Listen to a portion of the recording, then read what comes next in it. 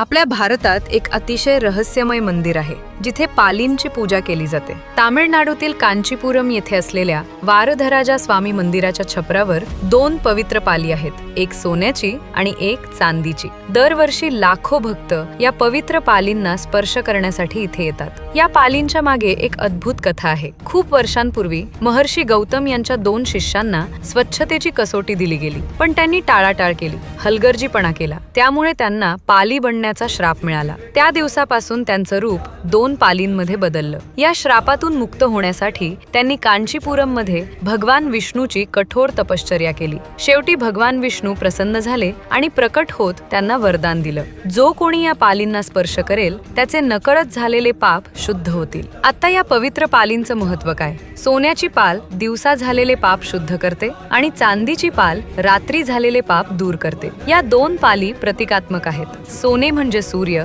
चांदी म्हणजे चंद्र, म्हणजेच दिवसा आणि रात्री या दोन्ही वेळांची पापशुद्धी इथे पूर्ण होते। आजही लाखो भक्त या मंदिरात येतात, मनातील पापांचे ओझे हलके करण्यासाठी, समृद्धी आणि भगवान विष्णूची कृपा मिळवण्यासाठी। हे मंदिर आपल्याला शिकवते, ज्या गोष्टीला आपण तुच्छ समजतो तिच्यातही अपार दिव्यता दडलेली असू शकते। आणि वैज्ञानिक दृष्ट्या पाहिलं तर पाल साफसफाईच काम सुद्धा करतं बरं का। आणि शेवटी एक गोष्ट लक्षात ठेवा, इथे फक्त नकळत झालेले पापच नष्ट होतात, जाणून बुजून केलेले नाहीत।